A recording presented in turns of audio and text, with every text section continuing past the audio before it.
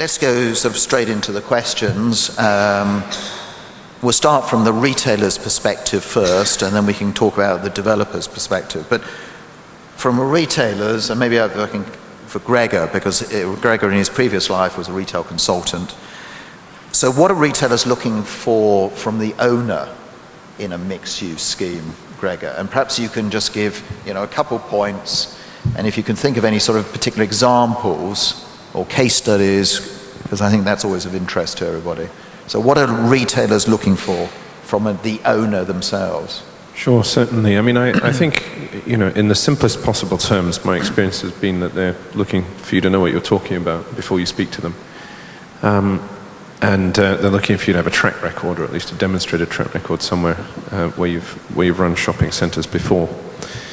I was thinking about this. This question's kind of an interesting one in the context of the group here, because clearly most of my colleagues are in very large companies that have many established shopping centres. It makes that first discussion with a retailer a little easier, because you don't have to demonstrate track record. They're clearly aware of the excellence of the companies. All sitting to my right. It's a little more interesting for a smaller investor like Asia Pacific Land, and because we have to start by demonstrating that credibility. It's not immediately self-evident because we're not as large. And I find that there's three things really that have guided me in my thinking that have worked quite well in the past.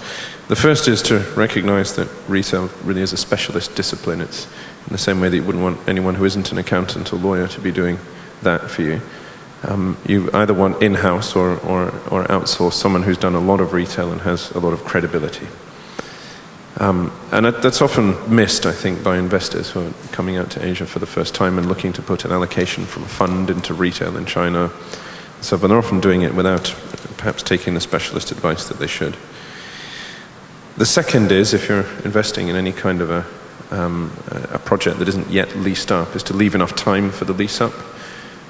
Again, I've seen, and it's quite often the case where investors will come to market here, expect that lease-up timeframes will be similar to what they may have experienced in Australia or the US.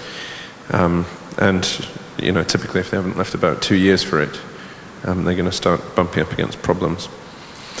And the third point, after being specialist and leaving time for the lease-up, is to start leasing with research first, properly understand the demographics, the competition and the customers.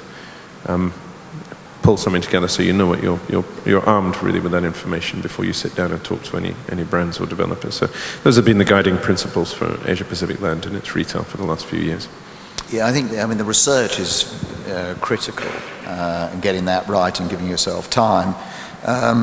David, from the Philippines, retailers coming in, can they come in on their own right? How would you, your group, help them come in and make it easy for them?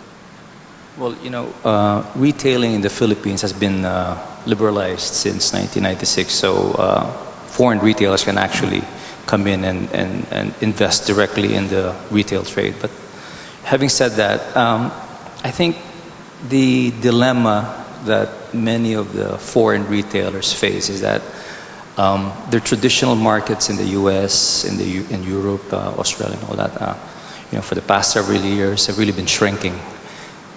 So they are looking for new growth areas, and we all know that the region that's really exhibiting this very strong growth, especially in terms of consumption, is in Asia, the Philippines included. So it's really natural that many of these retailers, their focus in terms of their growth, in terms of their strategic growth strategies, is really Asia.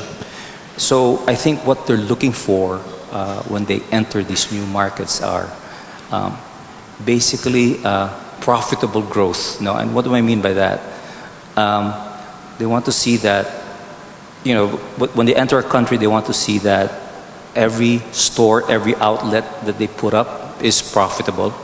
But more important, they want to be able to scale up that growth.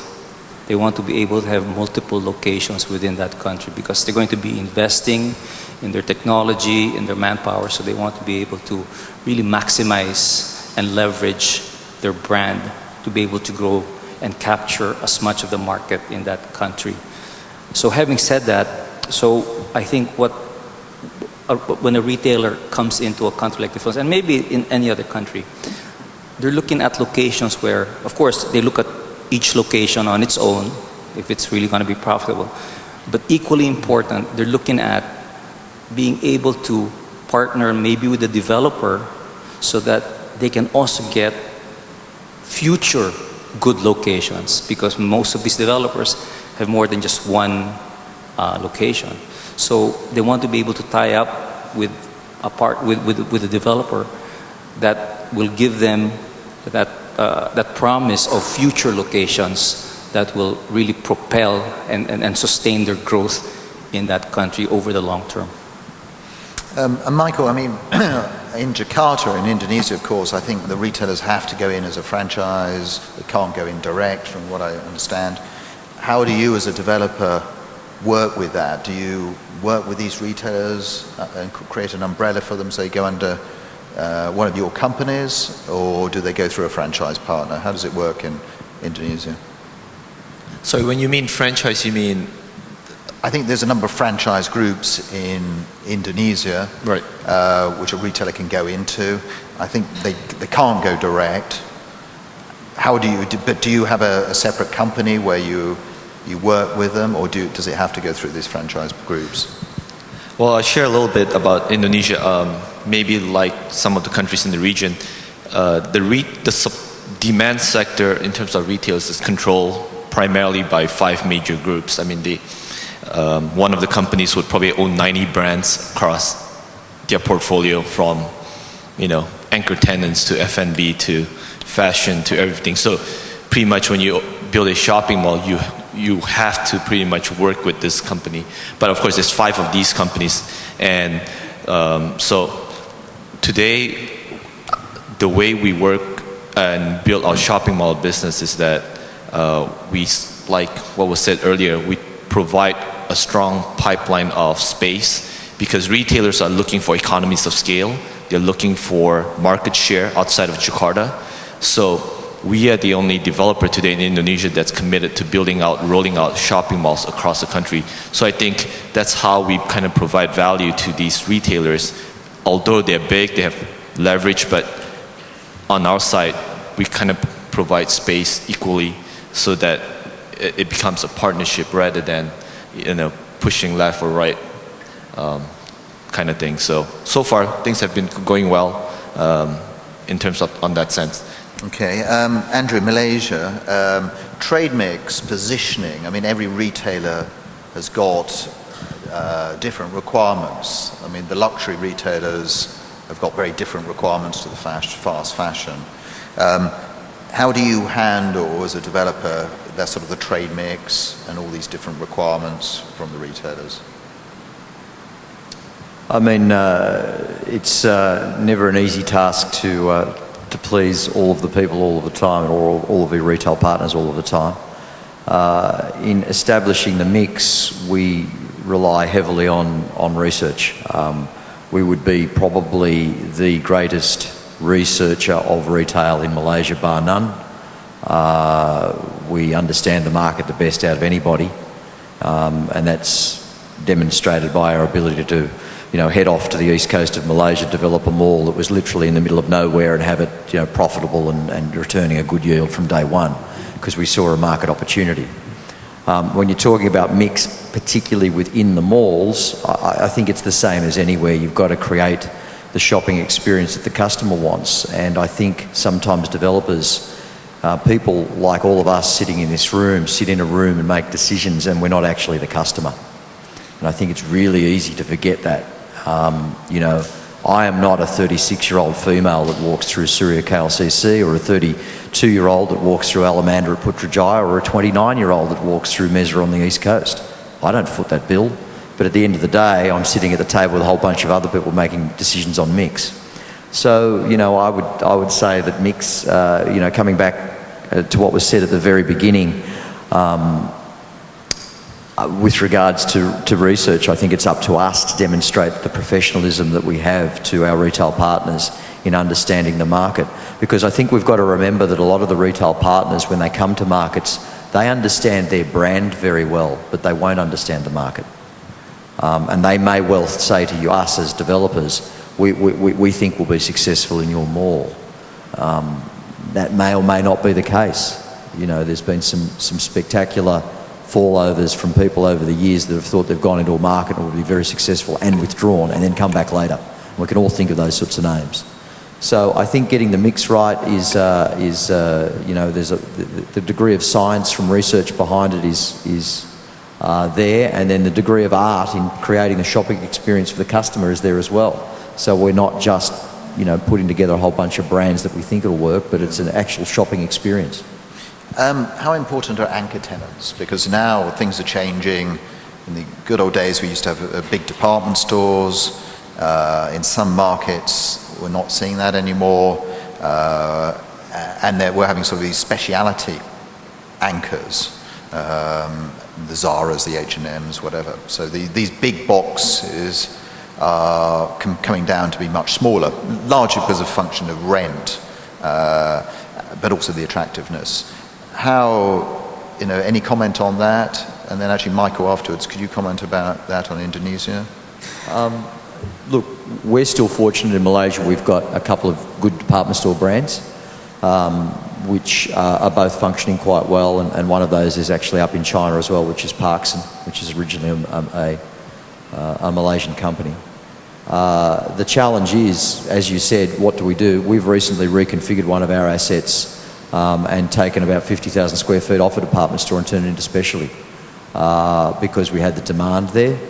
With regards to these big box tenants, I think that there is you know, I'll be really blunt about this, there is a danger for developers with the big box tenants coming in and paying unrealistically low rentals based on experiences predominantly in China, where they are getting fantastic deals because they're seen as the only hope. And are we being aggressive enough in looking at the mix to ensure that the guys, they might be paying the rent still, but are they actually growing their business? And I think they're real challenges for asset managers. And sometimes in Asia it's a bit difficult to be aggressive. So the big guys, the big retailers want their cake and eat it. They want the whole lot. And they're very demanding, I guess, of all landlords. Well, you could argue that developers are as well. We want our cake and eat it too, I suppose. But, you know, there is middle ground. Obviously, it's a partnership. Everybody's got to make a dollar. What my point is that I think at the moment, in certain parts of Asia, it's a little bit out of kilter in terms of and because there is an appetite for building malls in sort of northern Asia that is out of control in some ways, and that's a pretty broad term to say that, but it's quite robust, the appetite to build. And so these guys have got a platter of, you know, in front of them in so many cities, so many places. You would know better than I, Nick. You know, they can go to so many places, do so many things, and the deal's just getting sweeter and sweeter and sweeter for them. The danger for those of us in Southeast Asia is that those deals start to translate down, or they expect that. And quite simply, sometimes they're just uneconomical. Actually, Michael, swap the question a bit. Do you have kick-out clauses in any of your leases? Performance clauses and sale and refurbishment clauses in Indonesia? So, you know, if a retailer who does commit to a long lease, maybe it's 10 years plus, if he doesn't hit certain performance thresholds, as a landlord, you can move them out?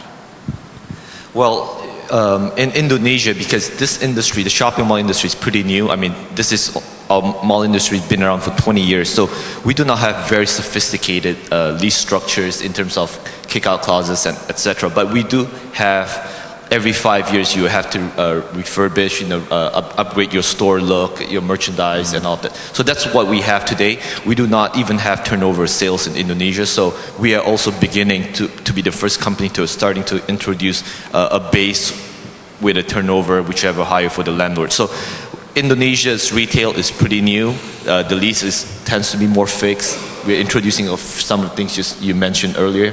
But if I can just add also to the question you asked earlier, in Indonesia, we do not have any REIT that owns the shopping malls there. We are the only company today in Indonesia that owns a REIT. So a lot of these shopping malls they do not face pressure yet from the institutional investors, from the REIT that demands that higher rents or downsizing department stores or larger store sizes. So we don't have that pressure yet.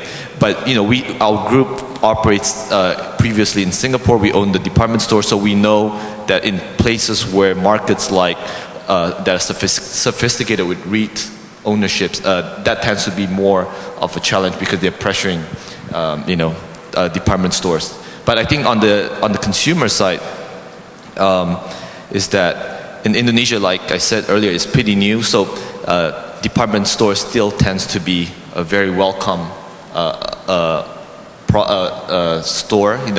Indonesia still likes that, and the department store still is a benchmark for most of the retailers out there in Indonesia before the specialties will even commit to the mall. So if I were to get like Starbucks, for example, or some of these brands, they would say, who's the department store? If he's not here, we're not going to come in. So it's still department store basically still plays a key role in Indonesia for now. David, who has the power in Philippines? Is it the developers or is it the retailers? I guess it depends on who the retailer is and the location of the development. For example, when you have for example, there are some retailers that will only perhaps put one or at most two locations in a country. I mean, let's take for example Hermes or Louis Vuitton. You know that these are brands that are highly coveted, but you know that they will not put more than one, maybe two brands in an entire country, especially like the Philippines. So they're very, very sought after, but they have very specific requirements in terms of their location, in terms of their lease terms, and also in that situation they have the power, they have the bargaining leverage.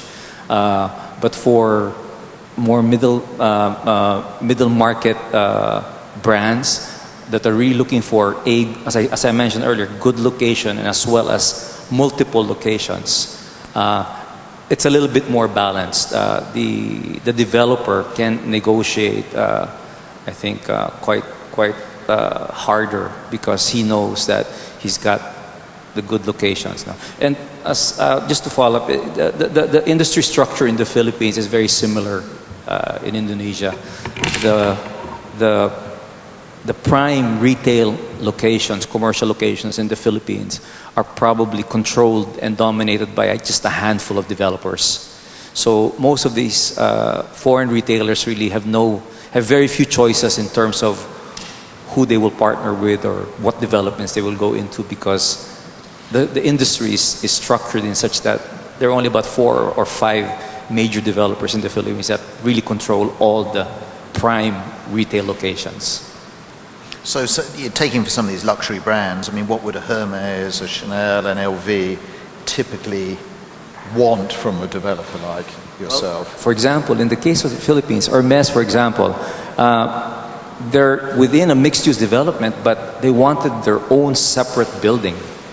So that's why it took a long time for them. They've been interested in the Philippines for a long time, but they couldn't find someone that could give them that central location where it's highly visible, where they're all alone, where they have no neighbors, and their brand can be seen by, and it has to be in a really, really high-end commercial street.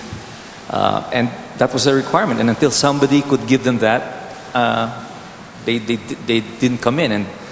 And finally somebody did. Same thing with Louis Vuitton. They have those requirements. It has to be almost standalone. If they have to be beside somebody, it's got to be also a luxury brand at par with them, and they have to have street frontage because they really cater to the tourist market, high-end market, with a separate entrance, so that they don't have to, they don't really care about traffic, they don't really care about a number of people coming in. It's just that they want their own entrance, stuff like that. Okay. Gregor, so you've done with a lot of luxury people. I mean, are they painful people to deal with, all these retailers, the luxury guys with all their demanding requirements? Goodness, bit of a loaded question. They, in my experience, have been very, very driven by quite often branding, and they put that on the same sort of level as achievable sales, especially the top tier, the top 5 luxury brands. I'll give you an example of what I'm talking about. Back in my time at Hong Kong Land, we did the first sort of Asian flagship store deal with Giorgio Armani.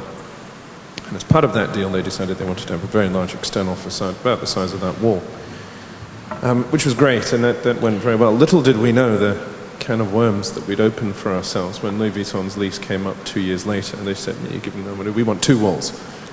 They needed the whole corner. We gave them 2 walls. And guess what happened? Gucci comes up another 2 years later, and they said, "No, we've got 3 walls." I mean, but we don't have any more. And the sort of the importance, I think, of luxury brands and their requirements for brand presentation is incredibly important. And without being flippant about this, the learning for us was that you have to take it all the way back to when you're building or speccing a project and involve their designers at the same time, so that you get an architecturally integrated project across all of the luxury brands instead of just a bunch of mixed up facades. That's the first observation in regard to your question. The second is related to a point that I think Andrew was making about oversupply in China in particular, and a lot of very sweet deals put out there. I think the last time I was in Shenyang in China, there were 7 Louis Vuitton stores. And they have a firm expectation not only not to pay rent, but that you'll pay for their store and build it and so forth up there as well, for the most part. And for a commercial landlord, that can be a bit of a challenge if you're trying to get a centre properly anchored and so forth. It's no fault of the brands, it's rather the sort of uncontrolled nature of very rapid expansion of retail that's leading to this oversupply and a bit of a sort of swing of the pendulum of demand. So, I mean, you touched on tenant fit-outs, allowances, I mean, and so did you, Andrew. So typically, how much would a landlord have to put in his pocket, take out of his pocket, and pay for these sort of fit-outs for an LV store, a Gucci store, if it's in China? I mean, what sort of monies are we talking about that the landlord has to? It could be quite a lot. I mean, luxury brands in particular go hard on their fit-out. I mean, they're bringing marble in from Italy and so forth. So costs can really balloon. At Asia Pacific Land, we don't do that, so I can't comment. I can't talk to a precise number. Right. We do not. But it certainly has been the case for us that there are additional costs at the design stage of a centre when you're incorporating a tenant, for example, the creation of voids and staircases and adjusting facades and so forth. So it's worth bearing that in mind. But I think some of these Chinese developers, the local ones, are putting out several million US, aren't they, to these individual retailers? Yes, yeah, absolutely. It's becoming fairly prevalent now. Andrew, is that how tough or how much power has KLCC Suria got? We're pretty fortunate to have overall probably a good product in terms of luxury for that particular asset, the Suria asset. And whilst there have been some fabulously sweetheart deals done in Malaysia with luxury brands, we haven't been party to any of that at any point in time, nor would we, because we've been able to create a critical mass of luxury. And, we've got basically everybody all the way through. And, one major brand that has been spoken of today, we didn't have until about 6 years ago, and everyone always said, "Why haven't you got them?" And I'll be honest with you, it was because they wouldn't come to our terms. Yet, similarly, there have been deals done where major brands have been not only given free fit-out, but have also been demanding of landlord to ensure that nothing happens in the space outside their store. And, I know of one instance where that required relocation of other tenants and changing of mix at other ends of the mall. Now, some of that stuff sometimes, and this will be controversial, me saying this is driven by ego of landlord. They want that brand. And we see it a lot in Asia, particularly if an organisation is not corporatised to the extent where it's investors involved making objective business decisions, but there is their emotional attachment to assets through family interests, etc. They can say, hey, you know, in my mixed-use development, I need these key brands. Whether it's economic or not, that can happen. And the luxury brands are pretty good at playing to that. They're pretty good at seeing that and playing to it. And when they do see it and play to it, that's where you see some, shall we say, less than commercial deals done. And I think you can walk around and see those things, whether it be in China or whatever. You know, I mean, there are places in and I will name the brand. There are places in China where Gucci is, and there's no one else there.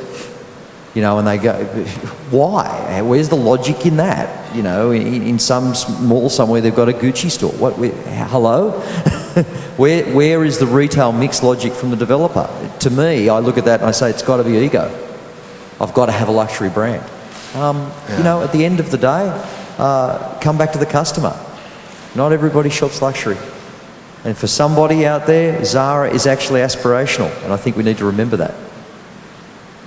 Yeah, there definitely seems to be an over-proliferation of luxury brands in China, that's for sure. And I think a lot of developers want this luxury lineup, which may or may not be right.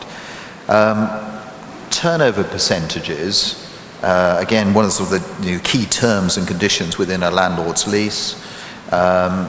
Michael, do you have turnover percentages in most of your leases?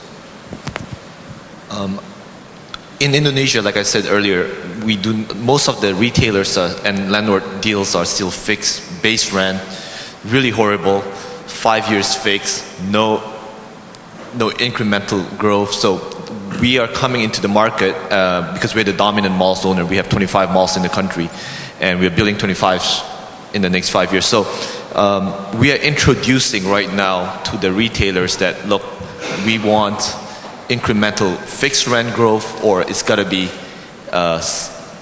if we don't get what we want, we're going to start introducing or asking for turnover sales. And because for us, you know, if I'm going to sign a 10-year deal at a very low rent, I'd rather take a risk or a chance with a turnover to build in, so that, you know, if they do well, at least I do well. But at the end of the day, we will only limit some of these turnover sales to retailers that we believe are committed, they're serious about growing in the market, that we think they have a strong team down there. You know, we really evaluate. We don't want to give out turnover sales to everybody because, you know, at the end of the day, it may not work out for us. And we like listed companies because when they're listed, they would declare, you know, the true turnover that they're doing. So things like that. Andrew, turnover percentages, there is an argument that every single retailer should be on a turnover percentage. It is a very important mechanism. I think in Australia it's throughout. Your experience? All of our deals right across the board have got an overage clause in them. That's just standard. I have probably a slightly different philosophy to some people on this. I mean, if you take the experience here in Singapore and you talk CapitaLand, for instance, they've put a point-of-sale system in. Okay, it's in. They did it very, very smartly in terms of the way they implemented it. They said, look, to the retailers, we will pay for the interface between your point of sale and our point of sale. Now, when they want to put it in, but if you don't, in 3 years' time, it's going to be in your lease anyway. So, by the way, you know, I've got a gun. I haven't put a bullet in it yet. I'm not going to shoot you now, but you're going to get it in 3 years' time if you don't play ball. Very smart. Now, does that add anything to CapitaLand's bottom line? Personally, I would question that, because as professionals, we should be able to do sales forecasts. We should be able to get a grasp of what should be being reported, and we should understand from the traffic going through our malls what the sort of sales are that are being produced. So, but one of the things some feedback that I got from talking to one of the CapitaLand guys once, where it really helped them, and this was during the GFC, was them being able to track on a daily basis their marketing inputs when things weren't going so great. They could see if they spent money what the real impact was in the malls. And that was a very interesting point for me. So do you make money out of a point-of-sale system? You know, I absolutely agree with Michael. The more reputable the company, the more, you know. But you should have the clauses in your leases for audits and all that sort of stuff in any case. So, is there a fudge factor in there? There probably is. But at the end of the day, if you understand the market and if you understand the retail opportunity and the retail sales availability, you should be able to be doing sales estimates that are pretty close when you're working up your development, your remix or whatever. So, but overage clauses, to getting back to the original question, are in all our leases as a standard. I mean, I was talking to someone not so long ago, and I think they used to work for Westfield, and he told me a nice story where, the boss used to phone up the GM of the Mall, say, I'm coming in 2 hours' time, I'll be arriving at such and such a time, I want you to meet me and go through all your tenant mix. They would walk the Mall, and he would just say, okay, what sales per square foot is this guy doing? And what's the occupancy cost? And the GM would have to know all those figures like that, and he would say, well, that's low. How does that compare to such and such? And if it is, if it was proved low, then the guy had to justify why that was low. Well, shouldn't we get this tenant out? So it's a fantastic mechanism. I'm sure you having been at Lend-Lease and Westfield, I can tell you that is a true story. Right. And but it's getting professionals and executives that are willing to understand retailers, not just be a developer. You've got to understand the merchandise plans they work through. You've got to understand their buying patterns. You've got to understand their margins, and then you can work up sales budgets.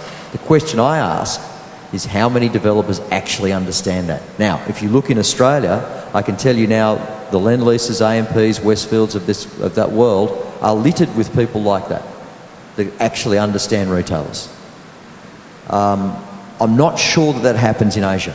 I'm really not sure that there's been a crossover and a cross-pollination to the extent there has been in the more developed markets.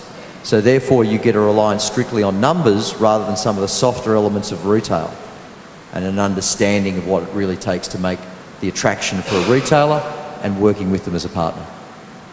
We have one owner in particular who I know well in Hong Kong, and they take that an Australian example. Everyone is on turnover, actually probably the same in most shopping centres. But they look at the sales per square foot. This general manager, he knows exactly off the top of head, give or take within a few percent, 5%, what these retailers are doing. He does have a performance clause in there for 12 consecutive months. If they don't meet X dollar per square foot in sales revenue, the landlord has the right to kick them out. He's able to do that because he has the power. Everyone wants to go in this particular centre, but it's sort of quite new. He even has a radius clause, so you can't go into another district within a certain period. They have a lot of control. I think landlords are slowly, the ones with the power are slowly adopting that control and that power. But I think in China, it's a bit sort of harder. David, can you sort of make any comment on that? Any examples? Yeah, in the Philippines, the retail leases are fairly sophisticated.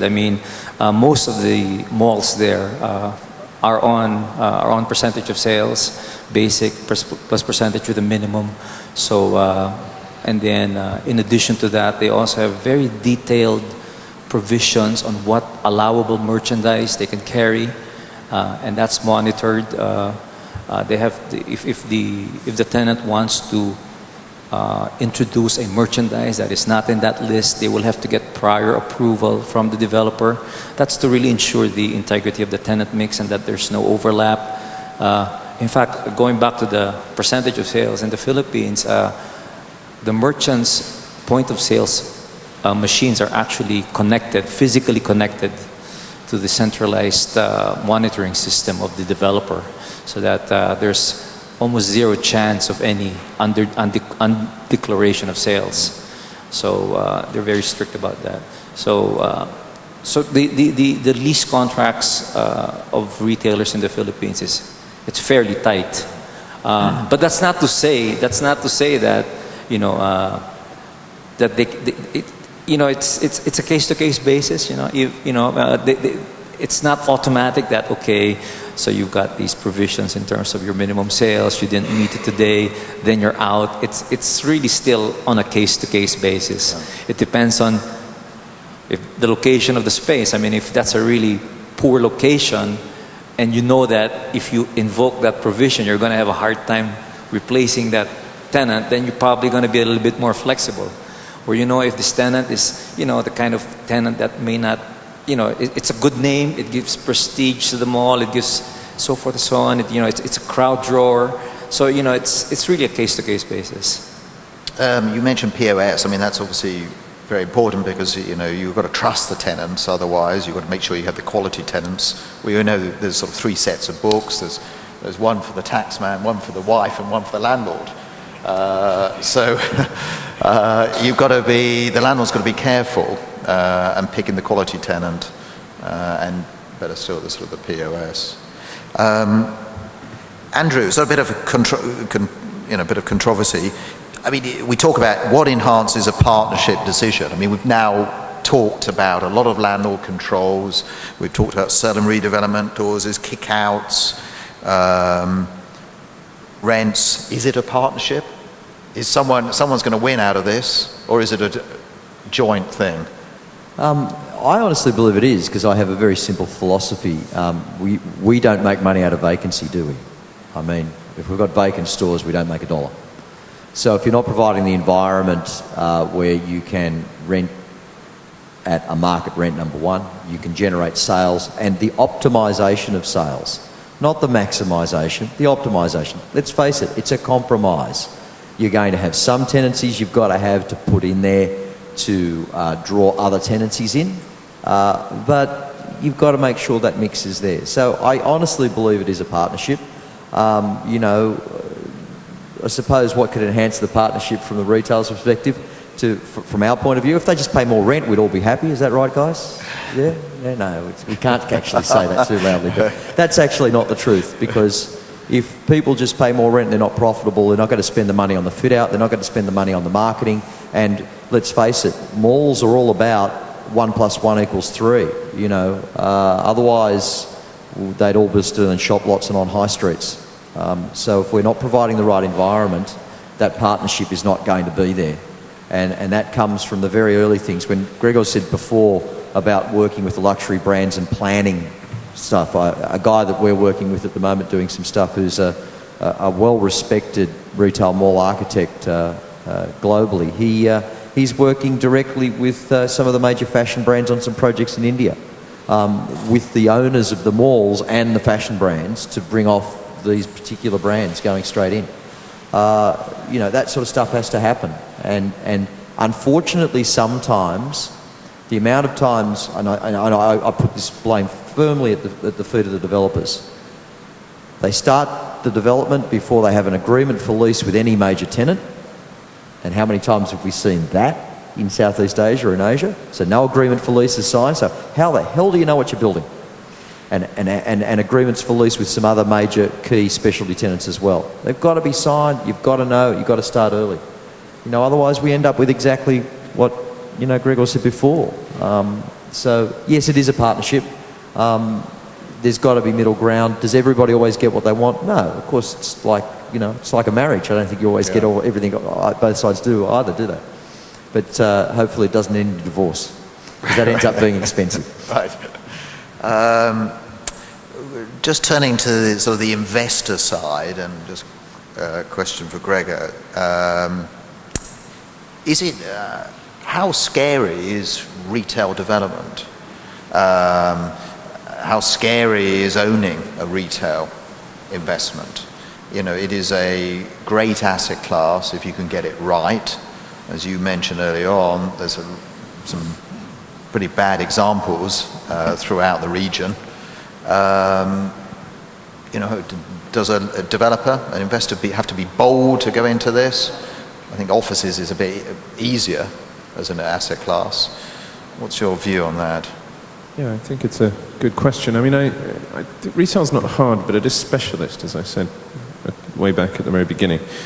And provided that you approach it with the sort of best practice sense of understanding in very detailed terms what a tenant's sustainable sales are likely to be and how much of that they can fairly give you as rent, and that you're backed up with very strong operations in terms of creating the appropriate retail environment on the ground, it's not very difficult. But it is time consuming.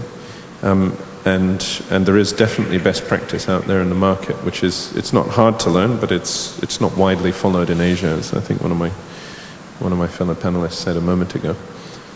Does it differ from geography? I mean, actually, is it very scary to be a developer in Indonesia? Well, you know, for retail. well, I don't think you need to be scared, but I think when going to a shopping mall industry, I think one needs to understand that if you look at office, hotels, for example, they don't make a living out of the office or the hotel. People come to the hotel to stay, people lease office space, they just need a space, but they work through the office, but the business is somewhere. But if you go to the shopping mall industry, the retailer actually makes a living in your shopping mall. So I think that's really important to understand before going to this industry, because the life of the retail really depends on partly on the developer. So is it a partnership? Do you need to be scared? No, you don't have to be scared. But is it a partnership? Yes. But you know, you really need to have this mindset first, understanding that they depend highly on you, and it's really different from different asset classes. And I think if you look at emerging countries in Asia particularly, what's different from Asia is that in emerging countries, it's like an oligopoly market. I mean, if you look at all the retailers, they're controlled by just a handful group of people. There's probably 5 groups that control all the major brands in Indonesia. On the other hand, you've got the developers, that's an oligopoly, because only a handful of developers, like what was said earlier, control all the land, all the shopping malls in these countries. So look at Thailand, look at Indonesia, look at Philippines. I mean, look at South Korea even. Only a few groups control all the brands or the landlord side. So I think, is it a partnership? Yes, it has to be a partnership, because at the end of the day, you can put in all those clauses you want on the lease agreement, very detailed. But do you really want to take action on it, really execute it? Because at the end of the day, if you still want to grow tomorrow, you still want to build another 10 shopping malls in the next 10 years, you still have to maintain some sort of good relationship, because you can't just be like, okay, you know, because I have this clause on my lease agreement, now I'm going to do something. No. So we try to take a greater point of view. We try to put a little bit more wisdom into what we're doing, sit back a little bit, okay, should we do that, should we not do that? So I think, you know, hopefully that kind of answers about the partnership and the problems. Okay. Looking at the sort of the development side, David, is there anything you should, you know, you can avoid, any mistakes that, you know, you might have made in the past or other people have made in the past in building mixed-use developments and building retail, which you can share from the pure building point of view? I think, you know, mixed-use developments, they're really very complex. You know, it's like it's like a jigsaw puzzle, and you know, each of the pieces have to fit in perfectly. And if one piece does not fit in perfectly, it just affects the whole development. So it's very complex. So I think the developer really has to understand the market and know how much of each of the different pieces he will devote, how much retail, how much office, how much residential.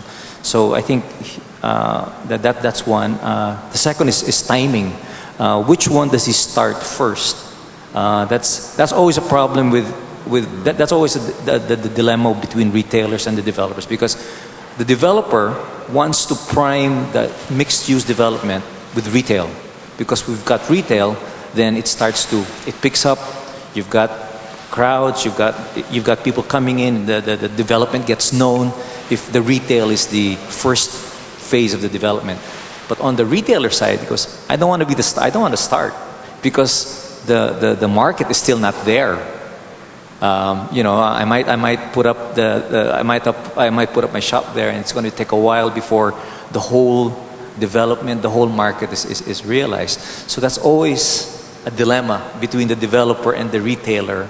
The developer wants the retail component to start the development, but the retailer doesn't want to come in because they don't want to be the guinea pig. So they want to wait until the other components are built. But for example, the residential component, it's going to be hard to sell because the buyers of the condos will say, I don't want to buy a condo there because you still don't have a mall. You still don't have shops there. So it's really a chicken or egg. And that for me is one of the challenges of a developer in a mixed-use development, really, making all these different components work in sync. Andrew, any things which you should avoid? Actually, two questions for you. Any things which you should avoid in some of your developments? And the other thing is added value. Now, you've added value, tremendous added value to KLCC. You've improved the retail sales tremendously. Can you just tell everyone, just how you went about that to get the improvement in sales? Adding value is about understanding the market and then being probably aggressive with your tenant replacement. And I'll be blunt again, I don't think we're aggressive enough in Southeast Asia with tenant replacement. I think sometimes there's a relationship there and the face issues of Asia get involved, and let's understand. I mean, I've lived in the region for 8 years. I understand the face issues, everybody. However, we've got to get over those.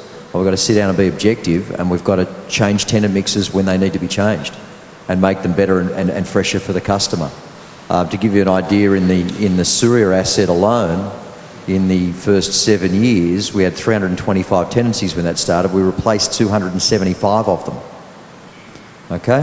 Now that's pretty aggressive, right? We changed the mix completely. The sales grew from 1.2 billion ringgit to 2.02. Yeah? Without adding 1 square foot of space. Now, do the math. You can understand what it did to the bottom line. All right? But, the days, and again, it's being objective and it's being able to run an organisation objectively, and that is difficult in Asia at times with controlling interests that might be one or two parties. And, the phone calls that go upstairs, all of that sort of stuff, that's the stuff to avoid. We're very, very fortunate that in our organisation that simply doesn't happen. I can put my hand on my heart and say I've had a crossword with my board in 8 years, ever, about anything, because we're able to run the business. So we've now gone from the original asset to 4 malls, and we're about to do a major development worth $200 million in the KLCC precinct that'll involve a totally mixed use hotel, office tower and a retail podium. Now that's all off the back of the success we've been able to bring to the table by being totally objective and customer driven. My team gets really sick of me just saying, so who's the customer, most days of the week, because probably most of my team aren't. And indeed most of our board members aren't. So get the emotion out of it, be objective, and that's the thing to avoid. And it's quite difficult. I completely understand the difficulty if you're working for the XYZ company that's controlled by a couple of entities and their dreams would be to have a few great shopping malls or a mixed-use development with a 5-star hotel and blah, blah, blah. However, the commercial sense has to come in. That would be added value, Michael? You mainly develop, but have you added value to existing centres where you've really enhanced the sales and the rents? Well, most of the groups in our group, most of the shopping malls that we own have been acquired in the last 5 years. So a lot of these have not been added value because the leases are just about to be due in the next 1 or 2 years. So, but in our group, we're working on that. And on the other side, we have a lot of greenfields. So it's a lot easier to do something from brand new and plan it properly, work with the retailers, the architects, everybody, the center directors, and then so that's where we are today. But in terms of adding value as a whole mixed use, based on our experience, that retailers today are looking at bigger size shopping malls or mixed use developments in Indonesia. Some brands, for example, like a Zara today, they don't. In Indonesia, they're not going to come in and do 1,000 square meters stores anymore. Now they're looking to do 2,000 square meter stores. And they have certain requirements like, I'll go into shopping malls that are maybe 75,000 square meters or greater. So now, all the ups, the requirements are increasingly changing over the last 5 years.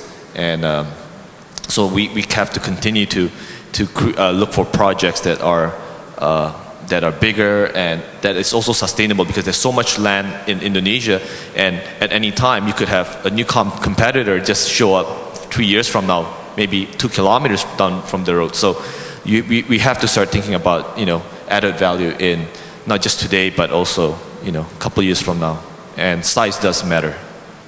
Okay, I think we're coming to an end, so just to sum up, so is it a partnership? Well, it seems as though it is. I think both parties got to work together to get it right. We've heard from the panellist that it's a marriage, but clearly some landlords have got more power than others, and there's a bit more of a win than a loss. I think there's a group of very talented developers across the region. These guys are part of that group who build very successful shopping centres. They've got the magic. Is it very difficult? Yes, it's challenging, but it's not impossible. There are formulas to go through, and getting the right people, getting the expertise together, the right consultants, the right retail architect, the leasing guys, the property manager, all to surround yourself with a very good, strong professional team, and that makes a big difference. So on that note, I'd like to finish.